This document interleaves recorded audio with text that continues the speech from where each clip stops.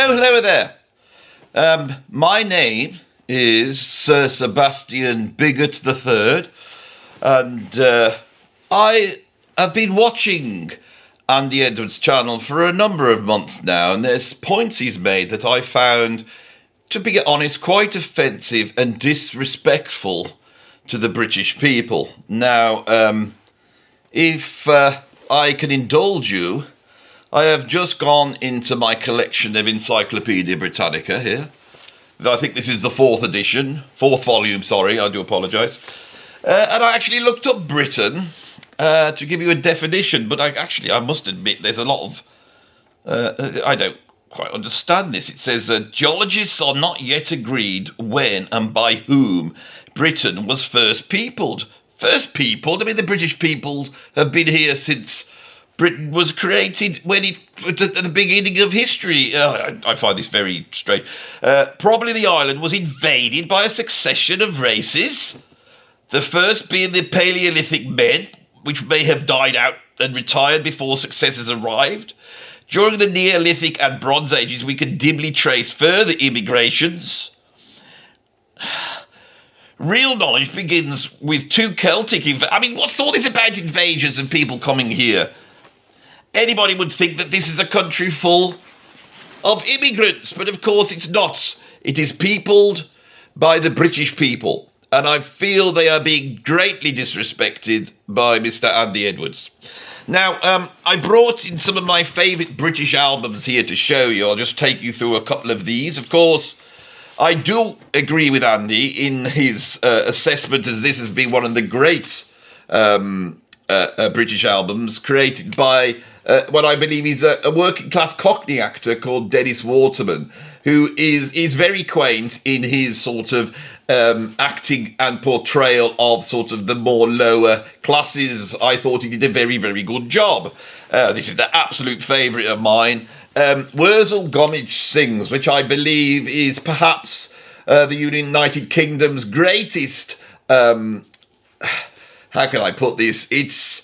People go on about Vaughan Williams and its evocation of the English countryside, but for me, I find that music very difficult to listen to. I'm more of a brass band man, but this is a wonderful album full of excellent songs which celebrate the British countryside. I am a fan of Chris Barber. Now, he does play a style of music known as jazz, but this, of course, is British jazz. And that is distinct from the sort of American jazz played by some of the sort of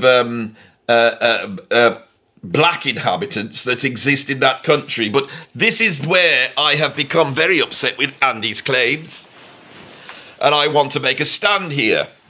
My favourite album of all time is this one, Souvenir by George Formby. And it features such wonderful tunes as When I'm Cleaning Windows, of course a very British pastime. Nobody else has windows that they clean. Why Don't Women Like Me? Fan Like Fanny. Auntie Maggie's Remedy. It's got things like Chinese Laundry Blues, which is full of all sorts of, some would say offensive, but accurate stereotypes about Chinese people. We've also got Madan Moscovich, which also lampoons sort of Eastern European types and maybe the Russians, And, I feel that that's about as much multiculturalism as I want in my country. I am a white British male. Now, Andy Edwards on his video has offensively and quite disrespectfully claimed that the music of George Formby is of American origin, and that some of the influences come from black American musicians, jazz musicians and blues musicians, and from black American culture. Now, I find this very offensive. If you Google George Formby, you will see he's a white British musician, and people would say that George Formby is a great example of music that has come from white British culture. Now, of course, anybody of any colour can play some music of George Formby.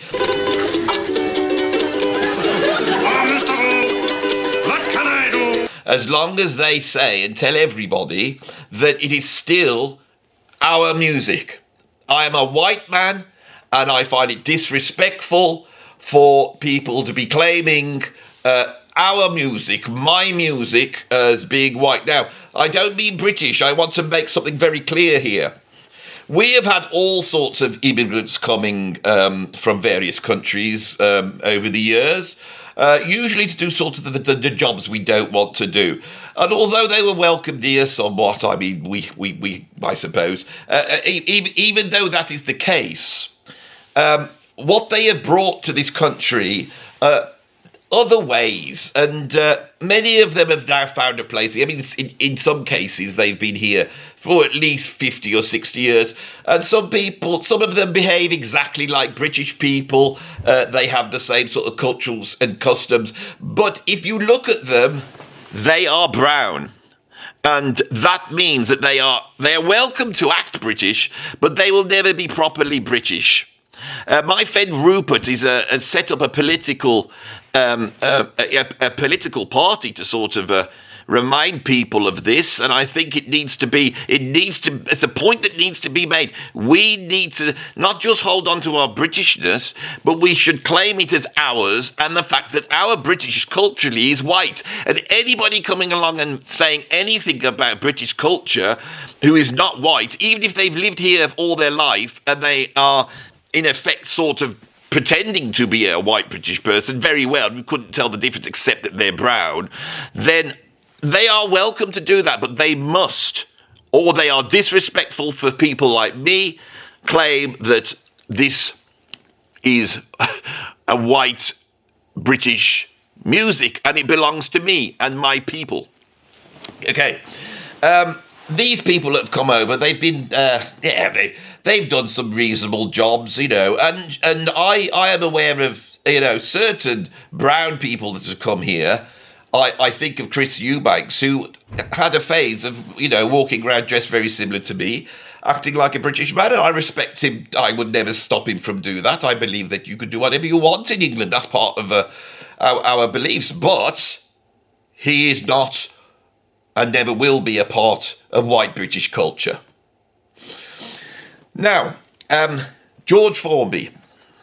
Andy Edwards has claimed that virtually all the aspects of George Formby's music, although perceived by many people to be white British music and part of a white British culture, and I think many people would admit that, he has claimed that it is actually made out of elements that come from jazz and blues. In other words, music from black American culture. I find this very difficult to believe, and I just want to get rid of these points one by one. Now, the first thing he said is that George Formby chooses to play the ukulele banjo. There he is. Well, he's just playing a ukulele there. He's not playing a ukulele banjo. Why a ukulele banjo, I hear you ask? Well, he says it's because the banjo is an American instrument that was popularized amongst the slave classes that were on the plantations and relates to African string instruments, and it's actually the sound of Africa peeking through the American folk forms. And that sound, which was very useful in the marching bands in New Orleans, because the banjo could provide chordal accompaniment, but was also loud and rhythmical, and would be able to keep those bands together. That is not a British instrument. Well, I have to tell you this now, that we have had string instruments right going back to the beginning of the time. And I'm pretty sure that if you went back through history, you would find that British people invented the banjo, and there was never, ever any influence from anybody else that is not white on its creation. And I think what Andy's saying is absolutely ridiculous. Now, he also says that there are gospel influences in the music, that the music will often follow a blues type form. The arrangements in there sound very similar to sort of the Kansas City jazz sound that was coming out of America at the time. And one video, he actually stated that there is a point where George Formby shouts, "Oh Lordy," which he says comes from American gospel music and the black church. How can this possibly be? I mean, I am a lord myself, and some of my servants, and I always admonish them when they do this, but I have caught them, rather than calling me Sir Sebastian Bigott III, and I am a lord, you see, they just call me Lordy. They go, oh, what does Lordy want with his cup of tea in the morning? And I go, oi, you hoi polloi, you pipe down or I'll kick you out. That's what I say to them. And I am sure someone like George Formby, who is not only working class but northern, would have probably be, when he says, oh, Lordy, is referring to a lord of somebody who he looks up to, and he's aware that he should doff the cap to them, but he's lampooning it away in a way in which the working classes find funny. They are always continually lampooning us, aristocracy. I don't like it. My culture has been maligned for too long. We need to stand up for Britishness, and not only for Britishness, but for white Britishness. White people, you should be proud of your British culture. When somebody comes along like Andy Edwards trying to steal it away from you, he's a devil. He is a devil trying to take it away from you and claim it as his own.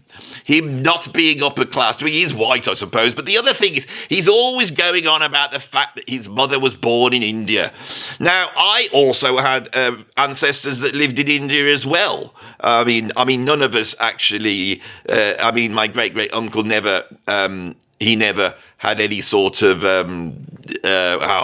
don't know how to say this. He never had any sort of relations with any of the browner. The browner elements in India. Well, there's rumours that he actually had a myriad of half-caste children running around that country. No, but officially he kept it to Lady Fortescue Bigott. I didn't mix with the browner elements in India, but of course, India was once British. And that was when Britain was great. And so many people will say that because India was a colony of ours, when we gave the Indians, very kindly gave the Indians back their country in 1947, and then when some of those people got in trouble out in Idi Amin's country, who was a rum fellow, and you could tell that just by looking at him. He was a rum fellow, and when some of the Indian immigrants to that country were in trouble, we brought some of them over to here. And I think that was very kind of us. But we let them come in and we let them, take over our corner shops, I suppose. And they did bring curry with them, which I do enjoy very, very much. I am very keen on a chicken tikka danzak, and that's about as much multiculturalism as I like to take. But the idea that these people have now been here for 50, 60 years, that they can call themselves British, no, because British is about being white. And any influence that comes in from elsewhere, I don't care what Encyclopedia Britannica is saying that this has always happened.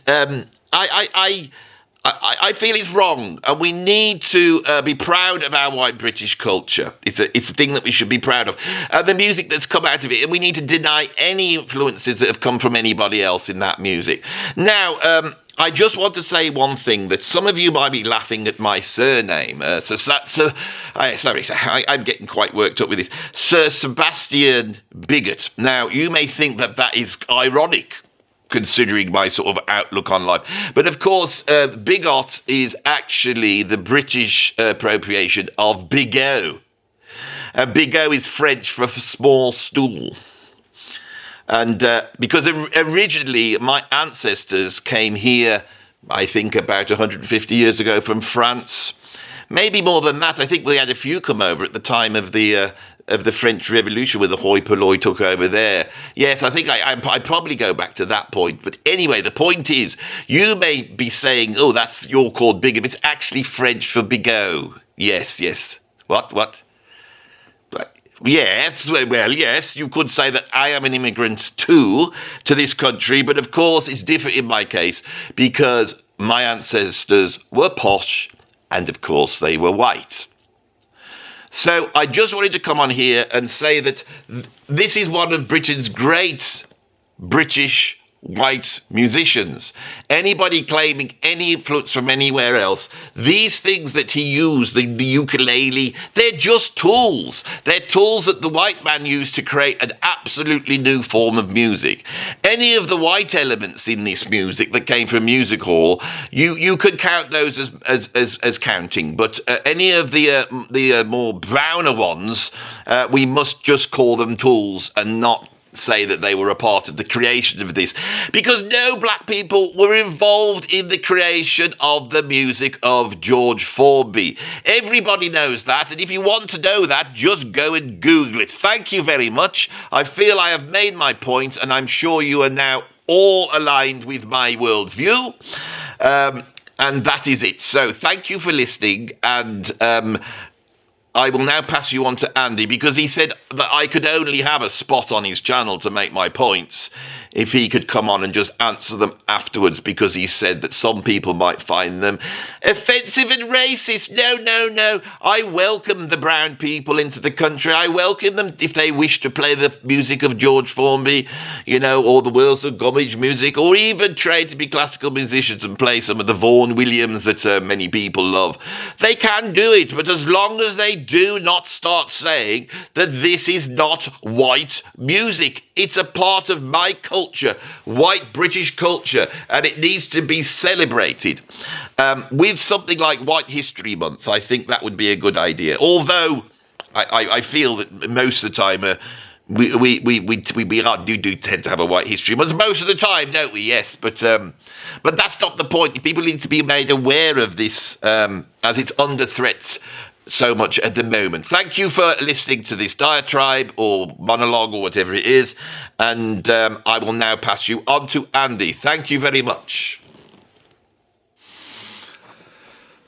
Thank you to Sir Sebastian Bigott III for that very interesting discussion about British culture. Now, of course, those of you who are eagle-eyed will know that that was me dressed up. And what I was doing was I was parodying a certain attitude that I feel I came up against from Truth Saviour recently in the interview I did, and also more from the people who are watching his channel and some of the comments that were made there.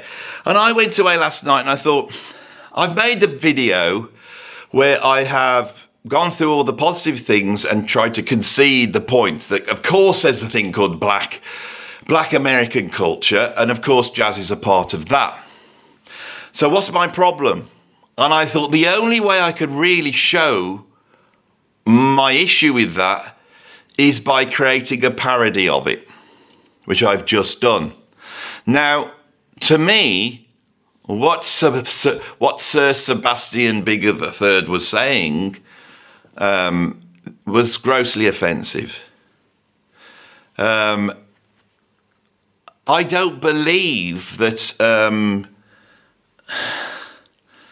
I believe that there's a culture there's a white culture in the United Kingdom. I believe that's a thing, and there's black culture in America. But when we start to look at these cultures, of course, they contain input and influences for all sorts of people. This is the argument for multiculturalism, okay? And me being a fan of funk and jazz and blues, and me working in Bhangra, and I've worked in reggae, and I've worked in all sorts of different forms of music. And these musics are wonderful because they're not pure, because they actually represent the mixture of ideas to create new ideas. And in every single style of music, and I can tell you this now because I was actually involved at the sort of creation of a music form. In the late 1990s, I was a part of the UK garage scene. Now, the UK garage scene was a direct appropriation by British producers and artists of the American garage scene that come out of the house music scene. I was working in that, and all I could see that there were all sorts of people from different races. Primarily in Birmingham at the time, we had black artists, Indian, Pakistani artists, and white artists all working together. I was in right at the beginning of this whole garage thing and saw it move from there to the two-step thing. And the influences abound. I was brought in because I could program drums. That's why I was there. My friend Tim came in because he was a jazz musician. These are the influences that were coming in. I will say till my dying day that every innovation in music is a product of two things coming together, and it's like a dialectic of these two things working together. The first is the interesting mix of different musics, and each music is given equal space to mix. That's very important. The differentiation of influences, to say that, you know, UK garage did not have an American influence is ridiculous.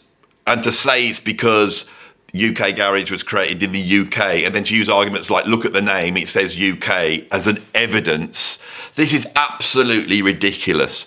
And to try and denigrate the American influence when it entirely came out of American music, it's absolutely ridiculous. To denigrate all the people that were involved in it and all the different music styles that came together, to say, based upon skin colour, that we are going to say, no, that's just a tool, that was just an influence, but this is where the creation happened. And the argument from culture to say, no, this was created by culturally white people or culturally black people or cultural black Americans is, to me, offensive, and it is also untrue. Now, I don't mind being offended. I get offended all the time. I've just had to sit and read on Truth Saviour's channel some of the pushback against me, and I started to look at the actual live stream and what was being said in that, and it is grossly offensive towards me. Now, you might say, well, you deserve it, Andy, because you went into there and you said your thing. But somebody said at one point, this is a liar who is lying through his yellow, crooked teeth.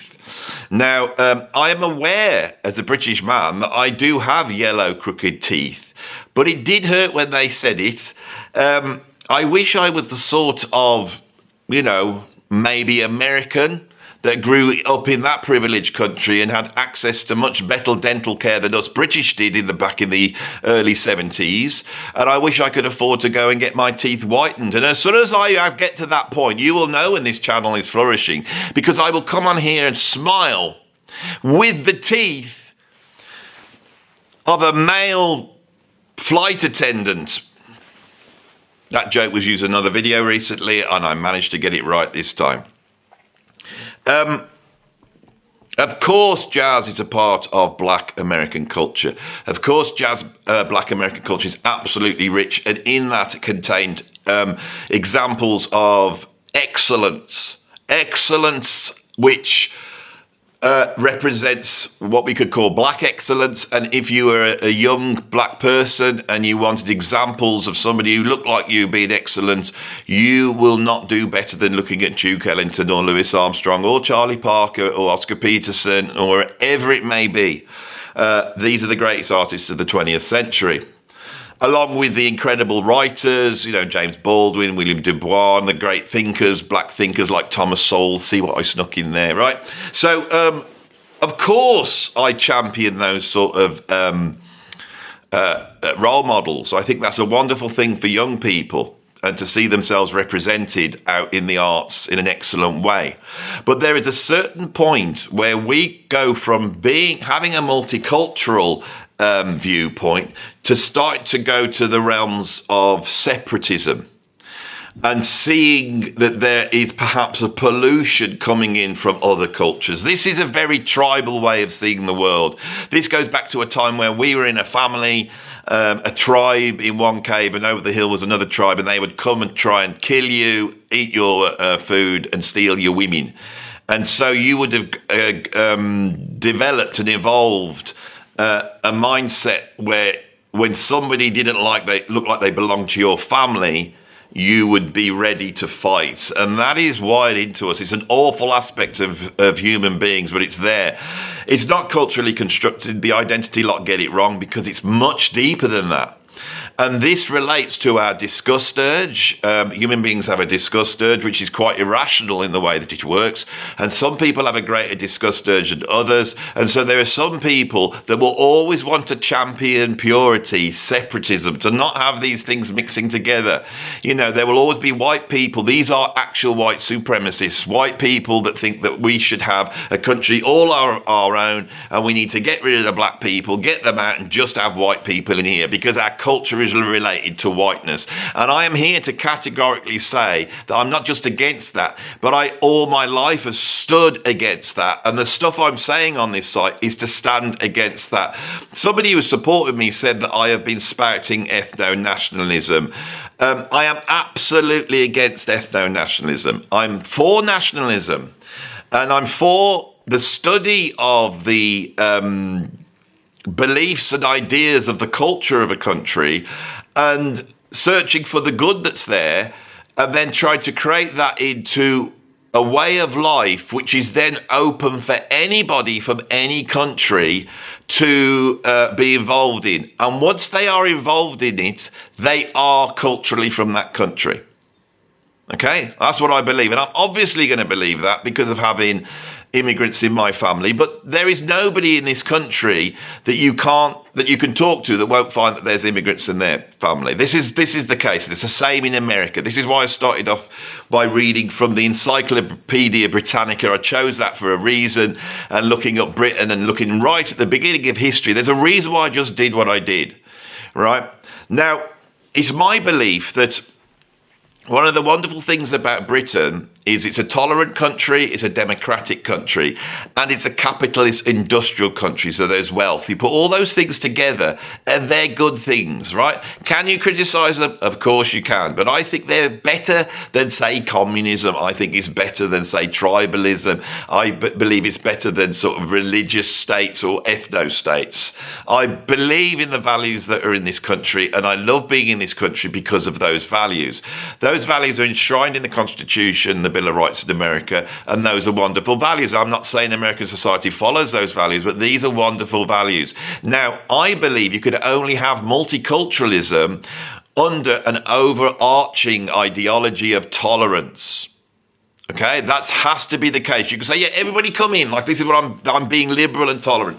Everybody could come in. You can all be British, right? And I thought that when we brought the Windrush generation in, and then later on when we had Indian and Pakistani people coming in the early 70s, that they were coming in, and the deal was, you come in, you can be British. As soon as you come in, you can be British. All you've got to do is operate under our set of rules, which aren't bad rules. It's just basically tolerate everybody, tolerate other races, tolerate other religions, tolerate other belief systems, right? And respect some of the cultural things that make Britain Britain, but be aware that you are adding to these things and that these things will naturally morph as you add to them. That's all. I find that wonderful. And I'm proud of Great Britain for being like that. Very proud of it. Of course, there's a downside to this, is that if anybody comes in with an ideology that you think is intolerant, if anybody believes that they're not going to tolerate, say, gay people or women or other religions or the belief systems, you know, any of that going on, you have to say, well, you are welcome to believe that in our tolerant country, but we are not going to shift our position based upon that. We will tolerate it, but that is not what it is to be British. All right? I am championing in my nationalism tolerance and a sort of universal welcoming of all different cultures. Slapping loads of cultures together without that overarching ideology of tolerance will only create dissent, because people will just backtrack to their tribal positions. Now, I've conceded on this channel that jazz is black American music. I've conceded on this channel that you can be proud of that and you can discuss it, right? the change happens for me when you say, this is our music. And I thought, I can't explain because it's so subtle. I would argue people have got a right to say that, but it's not true. If a black British person was to say jazz is our music, would that be correct? Well, the problem is that black British jazz musicians would say yes, but Truth Saviour would say no. If you went to Africa and they start to say that jazz was their music, and of course African music played a huge influence on jazz, and I would say that beyond the argument that there's West African music in the DNA of jazz, I think there is, but it's incredibly tiny. But the influence of African music on jazz with musicians like Hugh Masekela and Dollar Brand is changed the face of jazz. So it doesn't matter how far you go back, jazz is a form that allows these things in. To argue over it is to be arguing over nothing. So why do people want to do this? Why do they want to say, this is our music, it's part of my heritage? Well, it comes down to the fact that they are arguing for their culture, right? But the problem here is they are linking their culture to skin colour. They're linking their culture to blackness. Now, they will deny this, and then 5 minutes later, they will claim it. Then they will deny it, and they will claim it. The question you would have to ask them is, if you were looking at, say, white Americans, and we start to look into their ancestry, at one point, would you say that musician can claim ownership of the style? So say we went back in history and we looked at some of these innovative musicians, and say when we actually looked at someone that we thought was white, and of course Truth Saviour will be discounting their influence. He will say, no, he's got this from the black musicians, he may be adding to it, but it's not actually a part, because it's black culture that he's adding to, right? Well, my argument is, well, it can't be black culture if white people have always added to it. This is what it comes down to. And then it comes to a slanging match of who is right or wrong. But say if we go back to that person, and this is a person that's grown up. Elvis Presley is an incredible example of this. Elvis Presley has been, criticised so deeply. Every time I mention him on my channel, there's so many people jumping up to say he culturally appropriated this music from black musicians. But did he not grow up in that environment? And wasn't at least an aspect of him culturally black? Now, if we were to look into Elvis Presley's lineage and suddenly find out that he was actually, and he's not, but to say this is a thought experiment, it's not true, so don't try and criticise, say, it's not true, Elvis isn't. But if we were to go back and look into his lineage, we found out he was actually 50% black, 50% white. What would Truth Saviour then say? A person that's lived amongst black people, now he's going to say, no, Elvis wasn't culturally black. Why?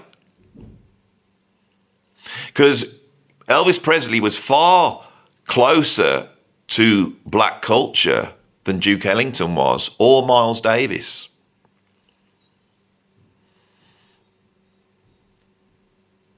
So we get into a realm, and I know every time I do a video on race, it's me that cops it. Every single time I put up something on here, I could hear a collective groan amongst certain people who think, oh, Andy's dealing with this thing. He really shouldn't be doing it. I mean, he's a white British man. Why does he even think he's got the authority to talk on this? Because who you are and your race does not matter. If you judge somebody on the veracity of what they're saying, on their skin colour or their background, no, it's whether they're telling the truth or not. It's whether what they are saying is true or not. It doesn't matter who's saying it. A murderer can run up and tell you your house is on fire, but if your house is on fire, listen to the murderer. It doesn't matter that he's a murderer, he's still telling the truth. And that is liberalism 101. What this is doing is it's stifling creativity. I don't care about race. I don't care who did what. I'm not in this to try and argue anything about that. What I don't like is impinges on creativity. It's killed jazz. As soon as this idea emerged in the 1980s, every person that knows about jazz history, as soon as this idea emerged and the Young Lions stepped forward and the National Endowment of the Arts started handing out millions of dollars to support Black American music, which of course meant that other musicians were not part of that funding scheme. As soon as that started to happen, jazz stopped developing. It just stopped. Now, it's not because of the conservatism and backwardness that people think that's what you would automatically think. I'm saying it's actually just, it's down to something philosophically which is much more deeper to understand. Once the musicians are questioning what they do, once they're considering what the notes that are coming out of their mouth or out of their fingers are, it's over. And it just becomes about retreading cliches. And true improvisers have had to go elsewhere. Now, one of the ironic things is that as this happened, true improvisation in American culture developed in hip hop. That gene that's in Black American culture to innovate, it is there. It is remarkable what Black Americans innovate continually. And once jazz was shut off and started to become a museum piece, hip-hop emerges. And I believe hip-hop in the 1970s, what it creates is as groundbreaking and as all-encompassing as jazz in the 1890s, right? And if you track hip-hop, it goes through the same eras of development that jazz has. So if we go back to the early 90s when we had that sort of deep, soulful, intelligent rap, Brand Nubian, Diggable Planets, Arrested Development, Tribe Called Quest, Michelle and Dicachelo, and all that stuff when we were loving it all and it just seemed like the highest form of music, that really equates to bebop. But of course, then jazz then went two ways, didn't it? It went into this sort of museum piece, which is what we have now, and that's where you have like, Snoop Doggy Dogg appearing, on mainstream culture and advertising all sorts of things and being sort of appropriated by the elites. And then on the other side is the minstrel show, which was what jazz was turned into. Jazz, rhythm and blues was turned into the minstrel show, which is what rock music is. Now, out of that, because what comes out of the minstrel show in terms of American music is always incredible. That's the thing. Where's the melting pot creatively? Right, I tell you where it is in actual culture, not in high culture. It's where novelty resides. It's where offence resides. Because if you're willing to offend people, then you have a chance of doing something new and creative. Okay? So, why did I bother to make this video? Because basically, when somebody starts to say, this is white music and you can play it, but it belongs to me, and any influences that come from anyone else, I am going to deny and say they're not true. They were just tools that were used by white people to create it. And there's some sort of geniusness there. Now, I've admitted it is interesting, but of course, why have black people innovated so much, right? Well, it's the same reason why prisoners in a prison are so innovative when it comes to escaping that prison. When you watch an escape film, part of the fun in watching it is the cleverness in which they do it. I mean, Clint Eastwood built his own head out of paper mache, didn't they? Oh my God, that's amazing. How did he come up with an idea like that? Because he wanted to escape the prison. Desperate times equal desperate measures, and human beings have to express themselves. And if you take that away from them, they either go nuts or they get innovative and they escape that prison. I would much rather be talking about these things, these profound things, than arguing whether a style of music has a skin colour attached to it and whether that's right or wrong. It's a petty argument, right? Every time I say something, I can hear them baying against me. You don't understand it. You're not a black American. You've never suffered. Have I now? I have never suffered. You know that I have never suffered. I have never suffered because of my skin colour, and you have completely suffered because of your skin colour. Even the millionaire black people in America, even the million people who have lived all the most privileged life and have got the white teeth and they're all lovely and not crooked because they could afford to have that done with their kid, they still have suffered more than me. Right? This is unbelievable. To say that you know a person's suffering based upon what they look like. I mean, God, where did we go wrong? Where did we go wrong?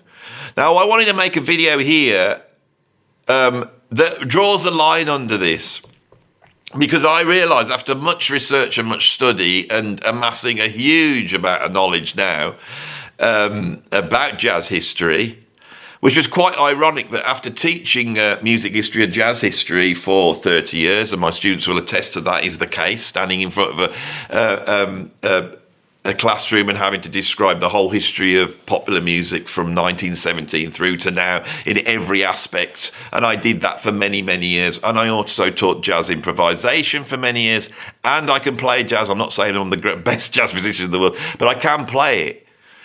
I find it very interesting that I was being lectured at, like saying, you don't know the history, you don't know. I mean, people, the responses on Truth Saviour's channel. Truth Saviour's a good guy, and he knows where the line is. And what his pushback is intelligent, and it's worthy of consideration. But some of the pushback in the comments over there, my God. Andy, do you know who Louis Armstrong is and the Hot Fives and Sevens? You need to watch the Ken Burns documentary. And when I read things like that, I'm like, the presumption about people, the presumption, the inability to actually take someone's arguments out and just to keep arguing from authority. You're not an expert. You know nothing about it. These people know about it and they disagree with you, so you are wrong. There we go. That's a good enough argument. I have to be honest, I regretted becoming frustrated in the discussion with Truth Saviour to have to sit there and be shown videos that I've actually seen or I'm aware of, and I could probably sit and lecture on now about, as though I didn't know that. It was frustrating to be told that the question and answer in gospel music is unique, and not being able to say, no, it's not, and be able to put forth the examples, which yesterday I did on my video, you know. And it's hard when you have to think on your feet. Of course, improvised call and response, does that exist anywhere else, especially in Britain? Oh, I don't know. Where could it be? Perhaps a football match. Oh, but that's not like a gospel church. No, it's not. It's not. But to claim improvised call and answer, call and response as being something unique to jazz is not true, because it exists somewhere else. And it exists on the terraces of a football match. Right? And it is entirely democratic. Okay? It's a nonsense. We could walk towards a worldview which goes towards unity and everyone being together and spreads love amongst all these people, despite the fact that we're probably wired to hate each other. And perhaps Truth Saviour is right in that case. But I don't want to be that person. I want to open my arms up to the world. And I've tried to do this on this channel. That I will champion that. And if, ironically, I get called a neo-Nazi or a fascist or a racist, then I have to just go, yeah, but I have to stand by my moral compass. And my moral compass is this when it comes to this, right? That racism is wrong. It's not wrong dependent on who does it. It's not wrong when white people do it to black people, but not when black people do it to white, which is a cornerstone of critical race theory and is bonkers. Racism is abhorrent because it's absolutely wrong. When you judge an individual not on who they are, but on what they look like, in any shape or form, if you bring your prejudices and bonkers ideas that you have put onto this arbitrary category as though that category is strong enough to withhold truth, that the idea of black American is strong enough to repel any influence coming from any other race in America, right? Once you start thinking like this, and of course, True Saviour quoted Farrakhan, I'm sure he's a fan of Marcus Garvey, and we know where those ideas come from. And we know that Marcus Garvey was sat down with the Ku Klux Klan because they had the same agenda. They did not believe that black and white people could get on together. That's where apartheid comes from. That's where Jim Crow comes from. I want to sound here, I'm categorically against that. I'm categorically against that. And I believe when you read the stories of Louis Armstrong being such a fan of Bix Beiderbecke because he was such an innovator and brilliant jazz musician, he was such a brilliant white jazz musician that he went and met secretly to jam with him. Why? Because the social constraints and racism and Jim Crow at that time wasn't strong enough to keep musicians who had a love for each other because they had a love for the sound and humanity that they could hear coming out of the other person's horn, right? And that was happening in jazz before it was allowed to happen. Before Benny Goodman put his mixed race band together in the mid 1930s with, Teddy Wilson and Lionel Hampton, two black guys, and Gene Krupa and Benny Goodman, two white guys. When he brought Charlie Christian into his band in the late 1930s, when that was going on, that was pushing the envelope, and all of those people were part of that, and all of it was incredible. We should be looking to jazz to see the areas of unity and to see where it was able, through the very form, to open its arms out to the world, which meant that the genie escaped the bottle. And the first jazz recorded in 1917, by 1925, it had gone round the world. Here in the United Kingdom, we had jazz groups and they were recording by 1925. This was an incredible music form, right? African Americans predominantly were the geniuses in, especially at a certain time in the 1920s, 1930s, behind this music.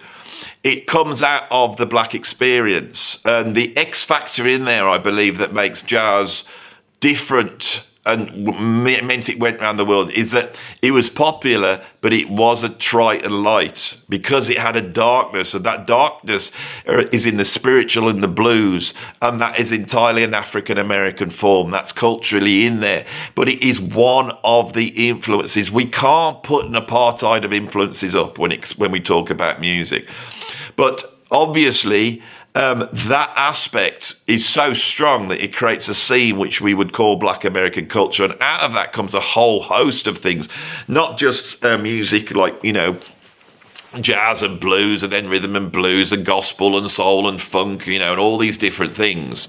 It's not just that. It's also the Harlem Renaissance. It's the blaxploitation films leading on to sort of Spike Lee and those incredible films that were made in the late 1980s. There's a whole seam of art which is utterly incredible. That is a part of black culture, and if you're a black American, you can be proud of that culture. Of course you can. If you're a black British person, you can look at it and go, well, that's someone who looks like me made that. So that anyone saying that I can't because of the colour of my skin is a liar.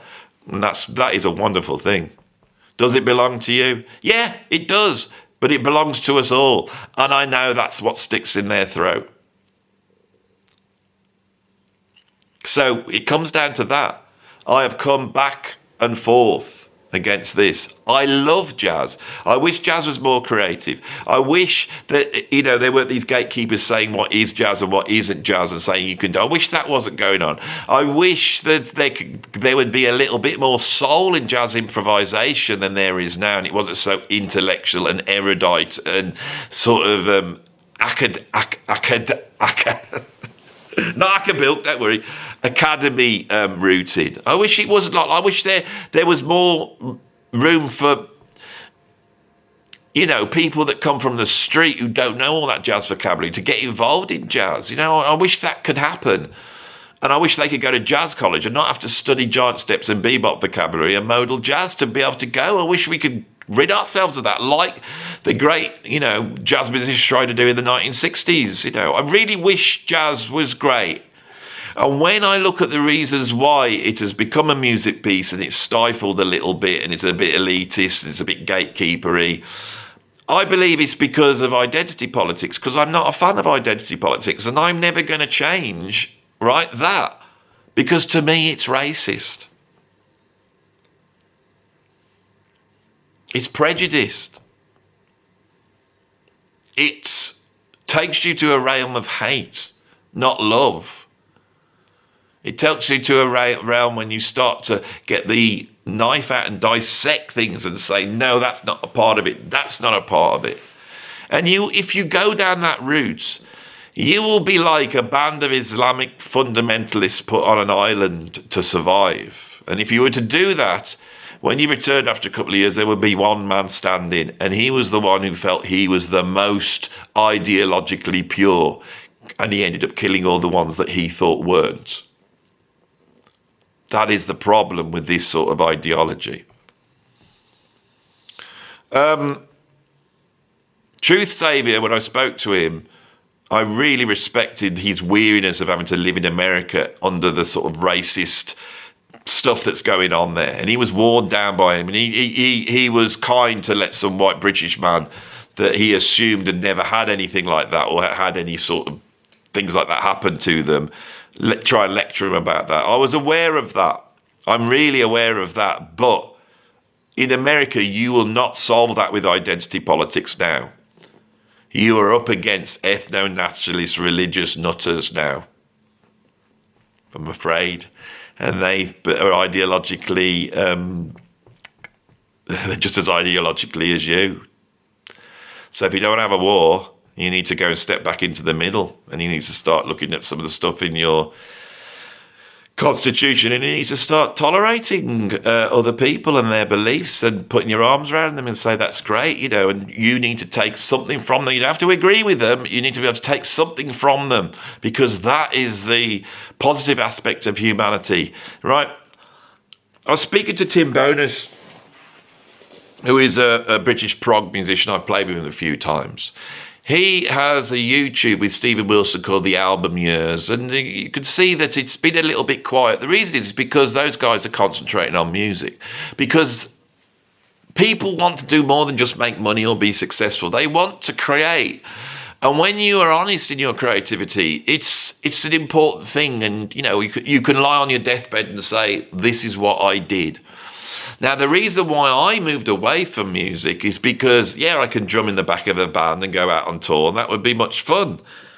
But I do have a remit here. It's to spread the openness and wonderfulness of music, the way it breaks down barriers, because I believe music is made out of love, and that's what you hear.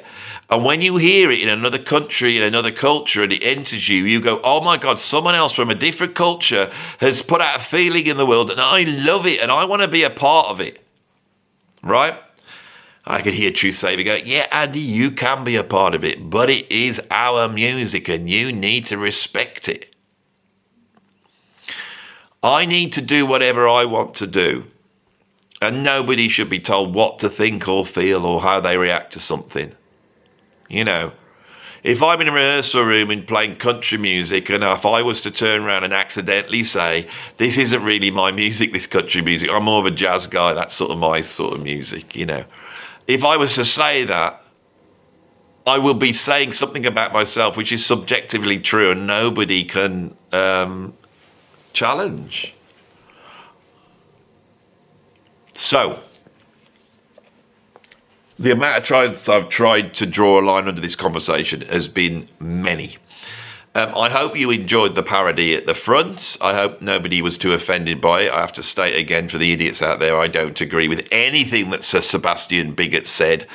And I thought he was a bigot, which was why I called his surname Bigott. And then I quite cleverly went in and did that. Can't you see how the quality of the stuff that's going on this channel? Can you not see that?